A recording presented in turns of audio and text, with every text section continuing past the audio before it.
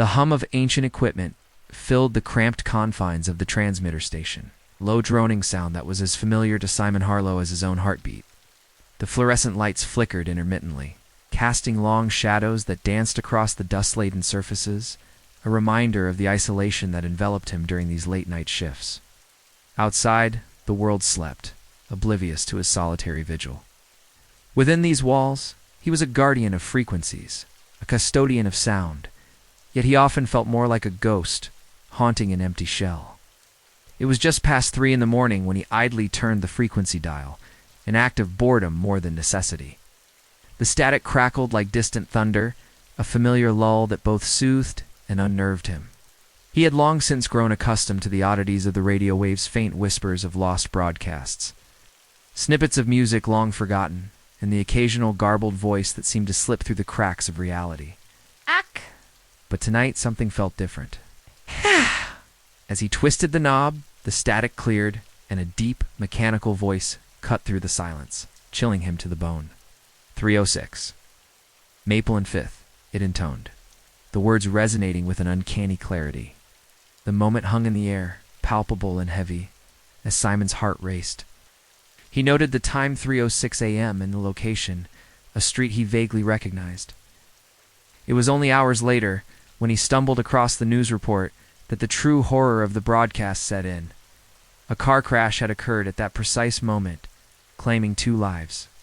The voice had spoken before it happened. He replayed the tape over and over, each repetition deepening his dread.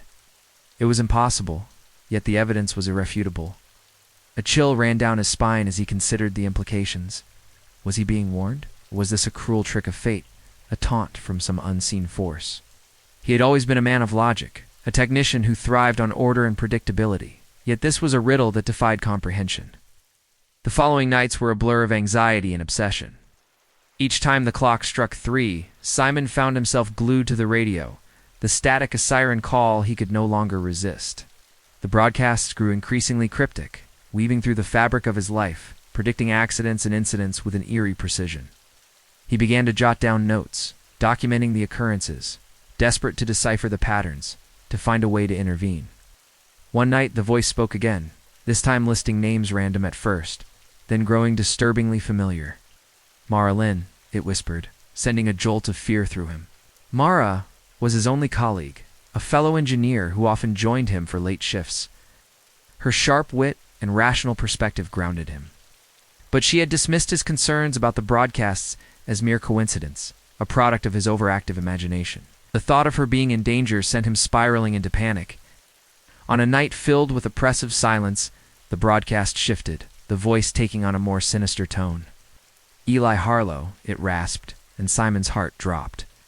Eli, his estranged older brother, had been a firefighter. Before tragedy had struck their family, an accident that had left Simon drowning in guilt and regret. The voice spoke of a fire, a blaze that would consume everything in its path. He struggled to breathe as the weight of the message settled around him like a shroud. "Simon, are you okay?" Mara's voice broke through his reverie, pulling him back to the present. She stood at the door, concern etched on her face. He could see the shadows under her eyes, evidence of their shared late nights, but her skepticism remained unwavering. "It's the broadcasts," he stammered, his voice trembling. "You're predicting disasters, Mara. I think I can stop them." She raised an eyebrow, her rationality flaring. "You can't seriously believe that. It's just a coincidence." "No," he interrupted, desperation clawing at his throat. "It's not. I've seen it happen. I have to do something before it's too late." But she only shook her head, the doubt in her eyes turning to frustration. "You're losing it, Simon. You need to let this go." He watched her walk away, leaving him alone, with the gnawing dread that had taken root in his mind. He was torn between the need to protect her and the overwhelming fear that his obsession would only lead to more pain. Days passed, and the broadcasts escalated, each prediction intertwining with his life in ways he couldn't ignore. Eli's name echoed through the static, the voice detailing a fire that would break out at a warehouse on the edge of town. Simon's hands trembled as he dialed the number for the fire department, his heart racing. But when he arrived at the scene, the fire had already begun, the flames licking hungrily at the sky. He watched helplessly as Eli, responding to the call, rushed into the inferno. and Simon's voice was drowned out by the chaos, unable to warn him. The guilt was suffocating. He had thought he could change fate, but all he had done was watch it unfold. The broadcasts continued, each one more personal than the last, until Simon was trapped in a web of dread and hopelessness. He realized the truth.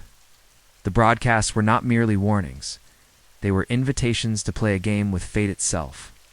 One night the voice returned, more insistent than ever. An explosion.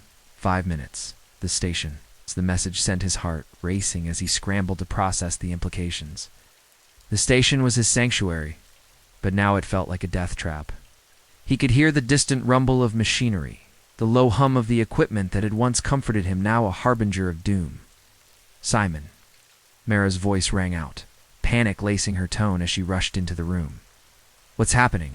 The broadcast? He gasped, adrenaline surging through him. It says there's going to be an explosion. We have to get out.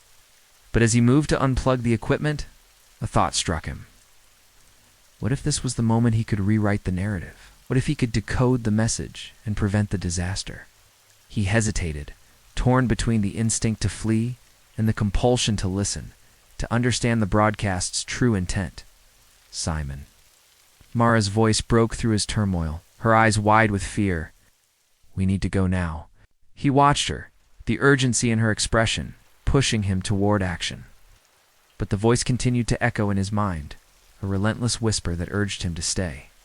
He could feel the weight of the decision pressing down on him, the walls closing in as time ticked away. Get out, he shouted, finally shoving her toward the door. I'll figure this out, don't be stupid, she yelled. But he was already turning back to the radio, heart pounding in his chest. He had to try, he had to know. As he focused on the voice, the words twisted and warped, becoming a cacophony of sound. The static swelled, drowning out all else, until it boiled over into a deafening roar. He could feel the energy building, the air crackling with tension. The room trembled around him, and Simon's mind raced as he tried to make sense of the chaos. Then, just as abruptly, the voice fell silent. The stillness was deafening, and for a moment, he thought he had succeeded. But then the ground beneath him shook violently, and he realized too late that the silence was not an end, but a prelude to destruction. The walls of the transmitter station shuddered, and a blinding light flooded the room as the explosion detonated. A force that sent him sprawling to the ground. Pain exploded through him as debris rained down, and he fought to crawl toward the door, desperate to escape. The last thing he saw was Mara's terrified face, her hand reaching out for him before the world collapsed into darkness. When he awoke, the air was thick with smoke, and chaos reigned around him. He could hear distant sirens, the cries of first responders, and the crackling of flames consuming what remained of the station. Panic surged within him as he stumbled to his feet, searching for Mara, but all he found were shadows and echoes of destruction. Simon, a voice called, and he turned to see Eli, standing amidst the wreckage, a look of horror etched on his face.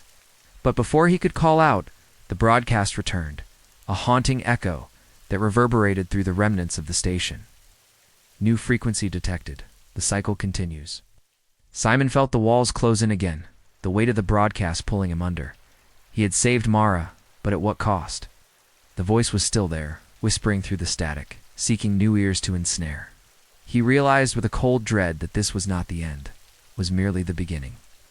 As he stumbled through the rubble, the world around him blurred into a haze of confusion and despair. He had thought he could control fate, but the truth was far darker. The broadcast would continue, seeking out those who dared to listen, and he was just one more pawn in its relentless game.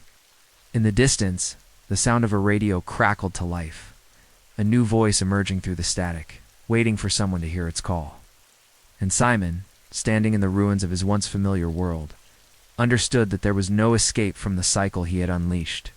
The horror had only just begun.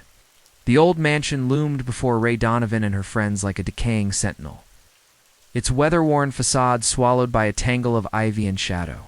She adjusted the strap of her camera, feeling the familiar thrill of exploration pulse through her veins. Behind her, Milo Chen and Jesse Halbrook exchanged excited whispers, their voices a low hum against the wind's mournful sigh. Ray stepped forward, the crunch of gravel beneath her boots echoing in the stillness. Ready for some real history? She called over her shoulder, a smirk tugging at her lips. The group had long since left the city's cacophony behind, trading the urban sprawl for the eerie silence of rural New England. This was their playground, and Ray intended to capture every moment. Inside, the mansion welcomed them with the stale scent of rotting velvet and dust. Sunlight filtered through grimy windows, illuminating the parlor in a ghostly glow. Ray raised her camera, the shutter clicking as she framed the room's exquisite decay. The remnants of one's grand furniture, the peeling wallpaper, and the chandelier that hung precariously above. "Look at this place," Jessie exclaimed, her voice tinged with mockery. "It's like a horror movie waiting to happen." "More like a documentary," Ray replied, her confidence unwavering. She loved the thrill of the unknown, the stories hidden in the shadows. The camera was her shield, the lens a barrier between her and the vulnerability she kept hidden. As they explored, laughter mingled with the creaks of the old house. Ray's camera flashed, capturing the beauty of decay. But it was when she turned her attention to a dusty chair that her heart stuttered. There, perched with unnerving stillness, sat a doll. Its eyes, glassy and lifelike, seemed to follow her every movement, and Ray felt a chill snake down her spine. "What the hell?" Milo stepped closer, peering at the doll's delicate features. "It looks just like that girl from the missing posters." He pointed to a faded newspaper article framed on the wall behind the chair, the headline barely legible. "Local girl vanishes without a trace." Ray squinted at the image. The girl's face was eerily similar to the doll's, down to the way her hair fell across her forehead. A shiver of unease rippled through her, but she shook it off. Just a coincidence. Let's keep moving." But the unease lingered like a specter, and as they ventured deeper into the mansion, the atmosphere shifted. The air grew heavier, thick with the weight of forgotten memories. Jessie, who had initially mocked the legends surrounding the mansion, began to pale as they stumbled upon more dolls, hundreds of them, each one a haunting likeness of another missing person. "Milo, look at this," Jess called, her voice trembling. She held up a crumpled flyer, its edges yellowed and brittle. It bore her own face, the words missing stamped across the top in bold letters. "This can't be real, Jess. It's just an old flyer," Milo said, though his voice lacked conviction. Ray's heart raced, the thrill of discovery turning into something darker, something that clawed at her insides. "Let's get out of here," she urged, her instincts screaming that they were treading on dangerous ground. But as they turned to leave, Jessie stumbled upon a door at the end of the hallway, slightly ajar. "Wait, what's in there?" Ray hesitated, glancing back at the dolls, their glass eyes glinting in the dim light. "It's probably just another room. Come on, Ray. Out. Don't be a buzzkill." Jessie's bravado was a flimsy mask for the fear that tinged her voice. With a sigh, Ray led them into the workshop. The room was a shrine to the doll maker's craft, filled with shelves of unfinished dolls and tools that lay scattered across a workbench. A single light bulb flickered above, casting long shadows that danced across the walls. Ray's breath caught in her throat when she spotted an unfinished doll beneath the hanging light. It was seated, its porcelain skin still marred by streaks of clay. But what made Ray's heart hammer was the birthmark on its wrist, an exact replica of Milo S. "Milo," she whispered, her voice barely audible over the thudding of her heart. He stepped closer, his expression shifting from curiosity to horror as he recognized the likeness. "What the hell is this?" "Ray, we need to go now." Jessie's voice broke through the haze of fear that enveloped them, but as they turned to leave, the door slammed shut with a deafening bang. "Seriously?" Milo's eyes darted around the room, panic setting in. "This isn't funny," Ray's mind raced, a million thoughts colliding as the dolls seemed to shift in their perches, their expressions unreadable. "We have to find a way out," she said, her voice steadier than she felt. "Jessie, check your phone. See if you can get a signal." Jessie fumbled with her device, her fingers trembling. No service. Ray felt the walls closing in, the air thick with a sense of purpose that was both unsettling and suffocating. "Let's try the windows," she suggested. But as they moved, the dolls seemed to watch, their glassy eyes reflecting the flickering light above. "Ray, I think something's wrong with this place," Milo said, his voice low. "What if we're not supposed to leave?" "Stop it," she snapped, her frustration bubbling to the surface. "This is just a house. We can't let it get to us." But deep down, Ray felt the truth of his words. The air grew heavier, the silence more oppressive. It was as if the house itself was alive, holding its breath as they tried to escape. Then, from the corner of her eye, she caught movement, a flicker of porcelain. The dolls shifted, their bodies tilting ever so slightly, as if urging her to stay. "What's happening?" Ray's heart raced, the feeling of dread coiling tighter around her. "Milo, we need to go," she urged again, but the unfinished doll seemed to beckon to him, a tether pulling him closer. "Get away from it." As if in response, the light flickered, plunging the room into darkness. Ray's pulse quickened, the shadows swallowing them whole. "Milo," she screamed, and in that moment of chaos, the dolls began to move not with animation, but with intent. The air crackled with energy, and Ray felt the walls pulse as if the house were breathing, alive with a sinister awareness. "Milo, please," she pleaded, her voice strained. But he stood transfixed, drawn to the unfinished doll, a look of longing on his face. "It's beautiful," he murmured, reaching out as if to touch it. "Don't!" Ray shouted, her heart racing. "It's not right." But the moment hung, suspended in time, as the house responded to their resistance. Doors slammed shut, mirrors warped, and a low, echoing hum filled the air. Ray's breath caught in her throat as she realized the house was a shrine, a place of preservation, and they were intruders. "Milo, we have to leave," we cried, her voice breaking. "You can't stay here." As the dolls shifted again, Ray felt the ground beneath her tremble. A desperate urge to hold on to the past clawing at her insides. The fear of abandonment, the fear of being forgotten, surged within her. "We have to go." She screamed, her voice raw. But the unfinished doll glowed with an eerie light, and Ray felt a connection, a pull, that threatened to unravel her very being. "Come with me," it seemed to whisper, and for a moment she felt the weight of her own loneliness, the ache of being unseen. In that instant, Ray faced a choice: to leave Milo behind, to abandon him to the dollmaker's embrace, or to offer herself in his place. The fear of losing control surged within her, and she felt the walls closing in, the house demanding a sacrifice. Milo," she said, her voice trembling. "I can't leave you. I won't." With a sudden surge of determination, she lunged forward, grabbing the unfinished doll and smashing it against the workbench. The porcelain shattered, and an unearthly silence descended upon the room. The dolls stilled, their glassy eyes dimming as if the spell had been broken. "Ray," Milo's voice was filled with confusion. "What did you do? Let's go," she urged, grabbing his hand and pulling him toward the door. The air grew lighter, the oppressive weight lifting as they burst into the hallway. Jessie was waiting, her eyes wide with fear. "It just happened," she gasped. But Ray didn't have time to explain. He raced through the mansion, the walls no longer closing in, the dolls now mere remnants of a forgotten past. As they burst through the front door, the cool night air hit them like a wave, and Ray's heart raced with adrenaline. They stumbled onto the lawn, the mansion looming behind them, a dark silhouette against the moonlit sky. But as Ray turned to catch her breath, her heart sank. She glanced down at her camera, the last remnants of her exploration, and scrolled through the images. One by one, they flickered past dolls, shadows, the haunting beauty of the house, and then she froze. There it was. An image of the unfinished doll, its eyes gleaming with a life of their own. But in the corner of the photo, a reflection stared back at her, not just the doll, but Ray herself, her face twisted in a silent scream, her eyes wide with fear. And then she saw that the doll's glass eyes were not just reflecting her, they were alive. "Ray," Milo's voice broke through her reverie.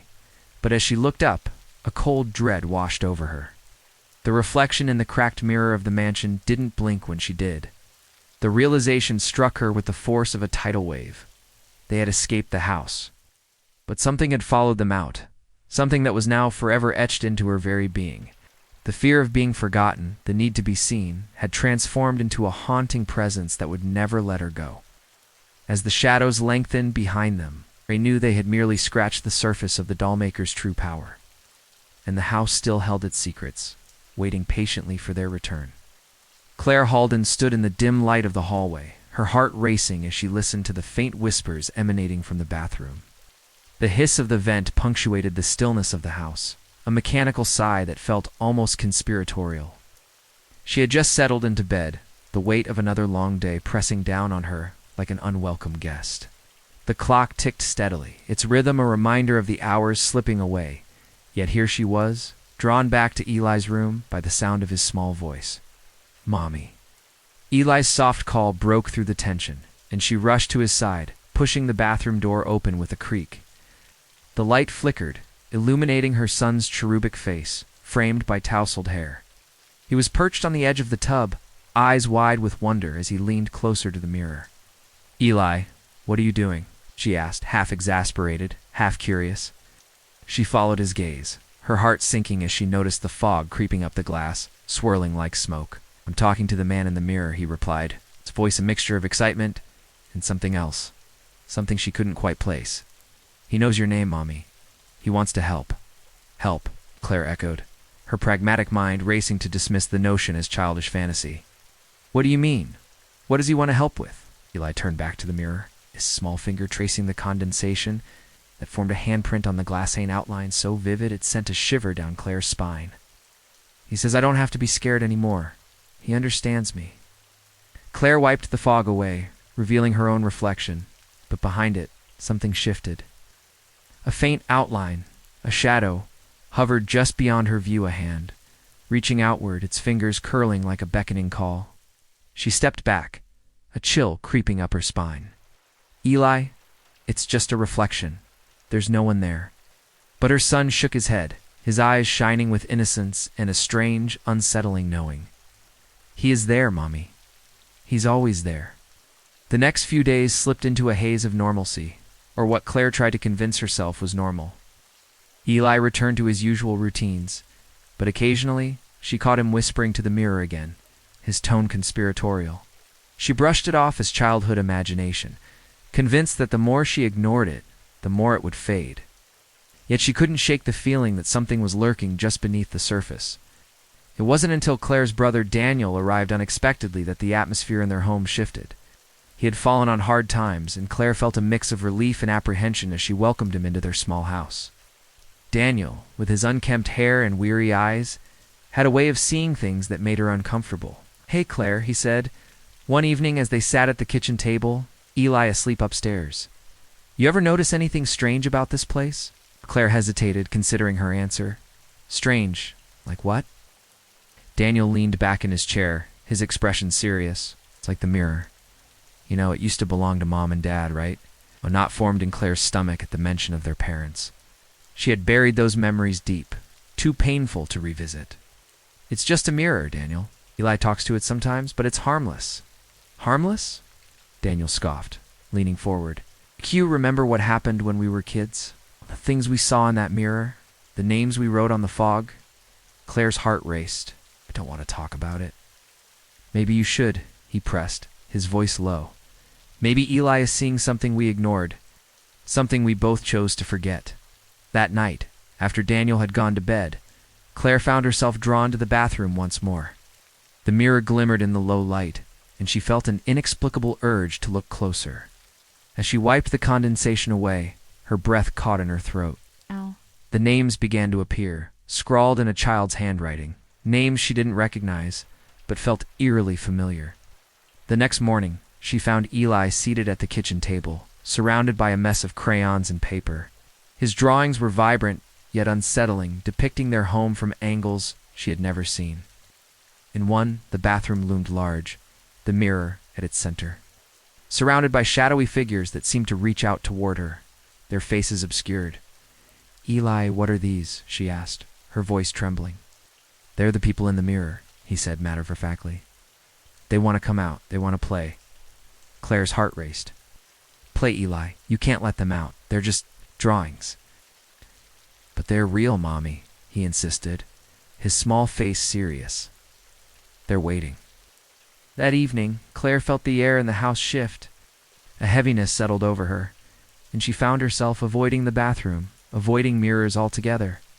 She could feel the weight of something watching, waiting just beyond the glass, its presence palpable. Her sleep became fragmented, filled with dreams of shadowy figures and whispered promises. As days turned into weeks, the mirror's influence seeped into their lives. Objects would shift overnight, Li's toys arranged in unsettling patterns, the bathroom towels folded in ways that felt wrong.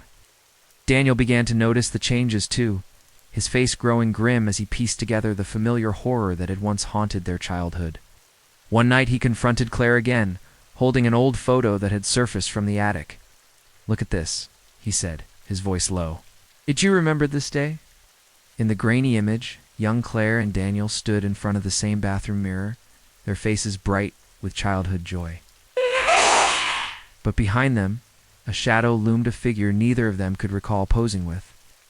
It was dark and indistinct, yet its presence felt undeniably sinister. "Eli's been drawing it," Daniel continued, his voice shaking. "It's the same thing we saw." Claire felt the walls closing in around her, her denial cracking like the fragile surface of the mirror. "Daniel, this isn't helping. It's just a reflection. It can't hurt us." But the longer she resisted, the more the mirror seemed to taunt her. One night, while checking on Eli, she found him staring into the bathroom mirror, his expression rapt. The air was thick with the scent of dampness, and the mirror was fogged over once more. "What's he saying?" Claire asked, her voice barely above a whisper. "He says I can come home," Eli replied, his eyes glazed but earnest. "He says he knows me. He knows you too." Claire stepped forward, her heart racing, and as she wiped the fog away, she felt a cold breath on the back of her neck. The reflection shifted, and for a moment she saw a version of herself on the other side, beckoning with outstretched arms. "Come closer, Claire. We can be free." "Eli, no," she shouted, panic surging through her. "Stay away from the mirror." But Eli was transfixed, his small body swaying as if caught in an unseen current. The mirror man's voice, soft and soothing, filled the room. "Don't be afraid, little one. I will take you home. Away from fear, away from pain." Claire felt her resolve crumbling as she stepped back, her heart pounding. "This isn't right. You're not him." The mirror cracked with a sharp sound, splintering into a web of fractures. Claire could see the faces beyond the glass, hundreds of children's faces, all watching silently, their eyes wide with longing. She felt the weight of their collective grief, their yearning to be seen, to be free. "Eli, we have to go," she cried, grabbing his hand and pulling him away from the mirror. But as she turned to leave, she caught one last glimpse of herself in the shattered reflection. The version of her on the other side smiled, a soft, inviting smile that sent chills down her spine. "You know where to find me, Claire? We'll always be waiting." With a final surge of adrenaline, Claire snatched Eli's drawing from the counter, his colorful depiction of their home. The mirror at its center, surrounded by shadowy figures, and pressed it against the mirror's surface. With all her strength, she smashed her palm against the glass, shattering it into 1,000 pieces. The shards fell to the floor like rain, and as they crashed, the air shifted. Claire and Eli stumbled back, breathless, as the mirror collapsed in on itself, leaving nothing but darkness. They escaped into the hallway, the weight of the house lifting momentarily. But as Claire looked back, a lingering dread settled in her stomach. Had they truly escaped?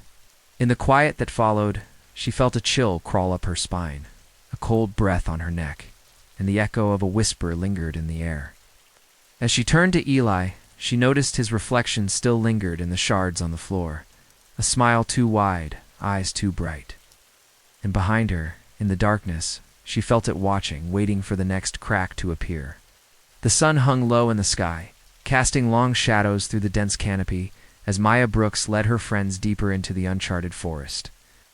The air was thick with the scent of damp earth and decaying leaves, a rich perfume that mingled with the laughter of the group.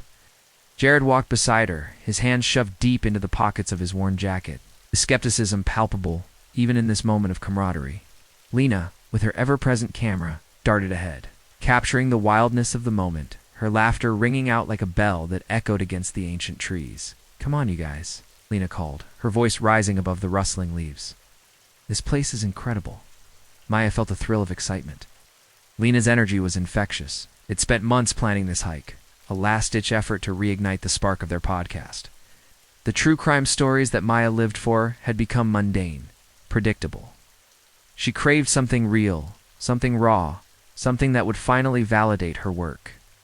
As they pushed further into the woods, the trees grew denser. their gnarled roots snaking across the ground like the fingers of some ancient beast.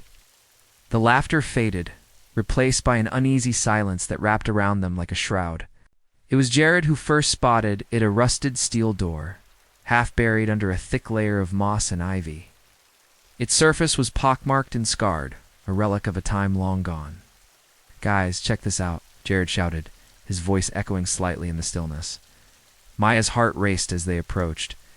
The door was ajar, a dark chasm that beckoned them closer. She exchanged a glance with Jared, who shrugged, a mix of curiosity and reluctance in his eyes.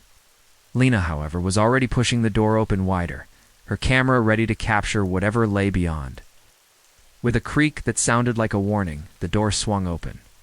The air inside was stale, thick with the scent of mildew and something else, something metallic.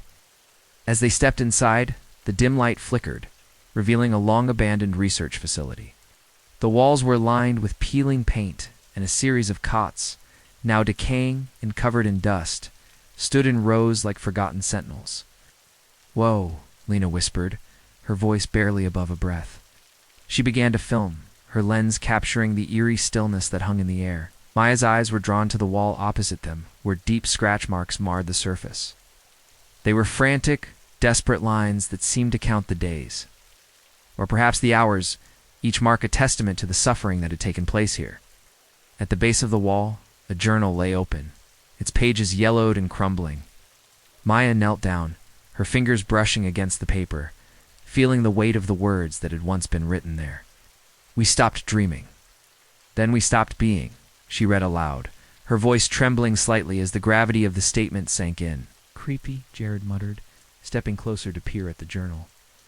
"This place gives me the heebie-jeebies." But Maya was already lost in thought, her mind racing with questions. What had happened here? Who had been subjected to this nightmare? The need to uncover the truth pulsed within her, a relentless drive that overshadowed any instinct to leave. "Let's keep looking," she urged, standing up and moving deeper into the facility. Jared followed reluctantly, while Lena continued to film, her eyes wide with excitement and fear. As they explored, the atmosphere thickened, a palpable tension that hung in the air like a storm cloud. They found more journals, each one detailing horrific experiments, accounts of sleep deprivation, psychological manipulation, and the gradual erosion of humanity. The further they delved, the more they uncovered a sinister narrative, one that hinted at something dark and unfathomable lurking just beyond their perception. Hours passed, or perhaps it was only minutes' time, felt elastic in the oppressive environment. The sound of their voices echoed off the walls, but the deeper they went, the more the shadows seemed to whisper back.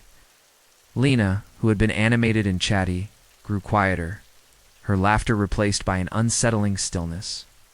"Maya, I don't feel so good," she said, rubbing her temples as they entered a long corridor lined with observation windows. "It's like I can't focus."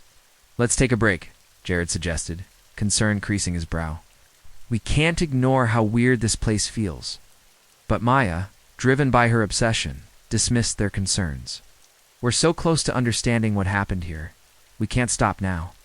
As if in response to her words, the facility shuddered, a low rumble reverberating through the concrete walls. Maya paused, a chill racing down her spine.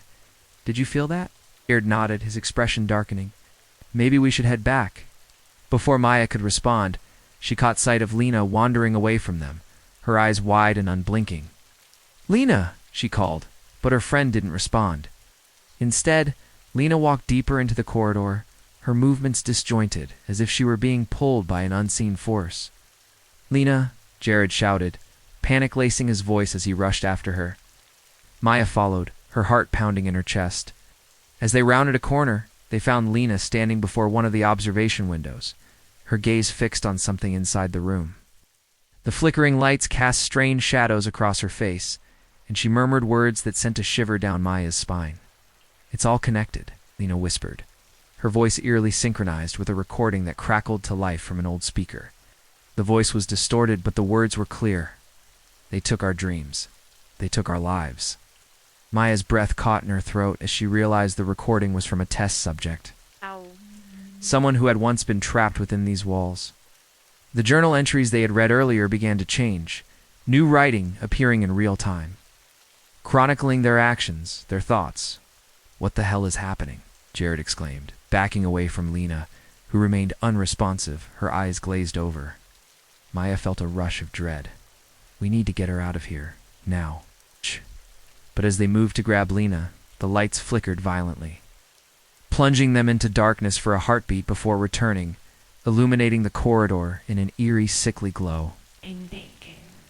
In that moment, they heard a chorus of whispers, voices overlapping in a cacophony of despair and longing. "Let us rest. We are awake. We are awake." Jared grabbed Maya's arm, his eyes wide with fear. "This place is messing with our heads. We need to leave."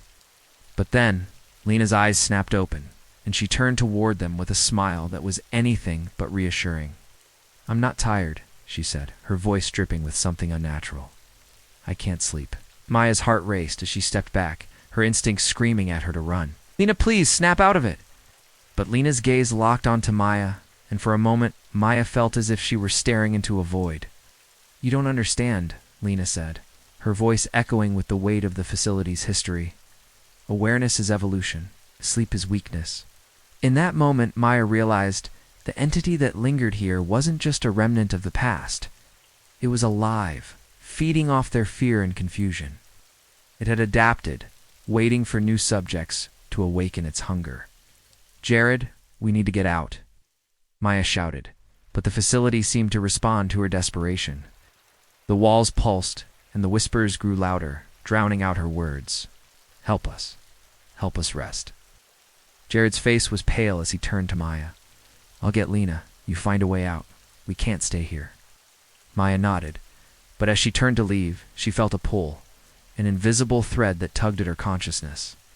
The building was alive, a labyrinth of despair that sought to ensnare her. She stumbled, disoriented, the whispers weaving through her mind like a dark melody. "Help us. Help us." She pressed forward, desperate to find an exit, her heart pounding in her chest. The corridor twisted and turned, disorienting her as the shadows danced along the walls. It was as if the facility itself was alive, reshaping itself with every step she took. Then she saw at the control room, a glass enclosure filled with old machines that flickered with residual energy. In the center sat an archaic sleep monitoring device, its screens alive with static and data. She could feel it pulsing, a heartbeat that synchronized with the whispers echoing in her mind. "Ow!" Maya raced towards it, her breath coming in ragged gasps. If she could destroy the core, maybe she could break the cycle. Maybe she could save them all.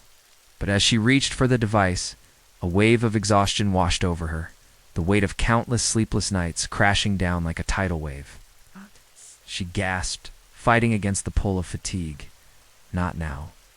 The voices surged, a crescendo of longing and despair that clawed at her resolve. "Help us." With trembling hands, she fumbled for the last camera battery in her pocket. It felt heavy, a talisman of hope in the face of overwhelming darkness. She raised it high, the whispers swelling around her, urging her to succumb to the fatigue. Maya slammed the battery against the control core, shattering the glass with a deafening crash. Sparks flew as the device sputtered and died, the whispers rising to a frantic howl. The facility trembled, the walls shuddering as if in agony. "Jared, Lena." She screamed, but the sound of her voice was swallowed by the chaos. As the building shook, she stumbled back, her vision blurring. Yes. She felt the weight of the entity closing in, the darkness creeping around her like a shroud. The last thing she saw was the flickering lights overhead, casting wild shadows that danced like specters. "Maya." Jared's voice cut through the chaos, but it felt distant, fading, and then silence. When Maya opened her eyes, she was lying on the forest floor, the sun bright above her. The air was fresh and clean, devoid of the stale heaviness that had filled the facility. She blinked against the light, trying to gather her thoughts. "Jared," she called, her voice trembling. Lena, but there was no answer. The forest was quiet, the only sound the rustling of leaves in the gentle breeze. As she struggled to sit up, a sense of dread settled in her stomach. Had they escaped, or had the entity claimed them, leaving her alone in the aftermath of their folly? Maya pulled out her phone, desperate to record her thoughts, to make sense of what had happened. But as she scrolled through her notes, she found them altered, the text shifting and changing, echoing the words she had heard in the facility. "We are awake. We are awake." Her heart raced as she realized the entity had not been vanquished. It had merely adapted. She was still trapped in its grasp, a vessel for its insatiable hunger for awareness. "Maya," a voice whispered from the shadows, and she turned, her breath catching in her throat. There at the edge of the trees stood Jared and Lena, their expressions vacant but alive. They were awake and they were waiting. "Maya," they said in unison, their voices harmonizing with the whispers that echoed in her mind. "Join us." As the forest closed in around her, the line between reality and nightmare blurred, and Maya knew the truth. She was no longer just a witness. She had become part of the story, an echo in the endless cycle of awareness forever awake. And as the sun set on the horizon, casting long shadows over the forest, the whispers surged anew, a haunting chorus that promised she would never sleep again.